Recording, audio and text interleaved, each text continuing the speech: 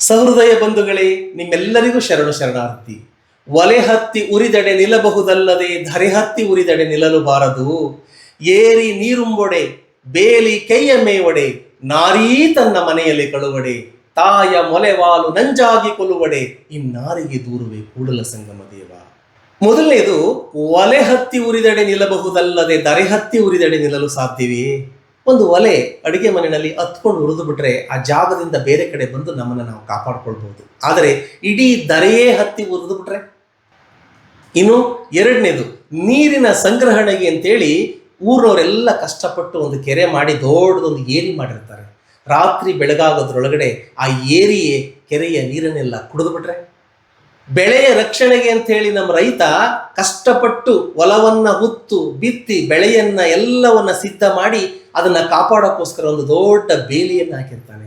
ಆ ಬೇಲಿಯೇ ರಾತ್ರೋರಾತ್ರಿ ಆ ಬೆಳೆಗಳನ್ನ ಮೇಯ್ದು ಬಿಟ್ರೆ?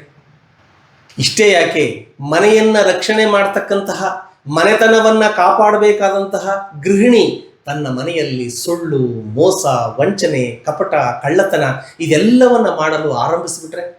ಇವೆಲ್ಲ ಆಗೋದು ಯಾವಾಗ ಅಂದರೆ ಪರಸ್ಪರ ಒಬ್ಬರಿಗೊಬ್ಬರ ನಡುವೆ ನಂಬಿಕೆಗಳು ಸತ್ತಾಗ.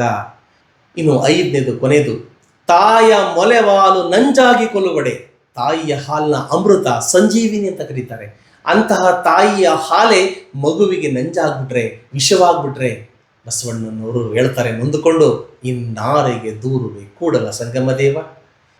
ಮೇಲಿನ ಈ 5 ರೂಪಕಗಳು ಬಸವಣ್ಣನವರು ಸಾಮಾಜಿಕ ಒಕ್ಕೂಟಗಳ ನಡುವೆ ಸಿಲುಕಿ ತೊಳಲಾಡ್ತಾ ಇರ್ತಕ್ಕಂಥ ಒಬ್ಬ ವ್ಯಕ್ತಿಯ ಮೂಕ ವೇದನೆಯನ್ನು ಸೊಗಸಾಗಿ ಚಿತ್ರಿಸಿದ್ದಾರೆ.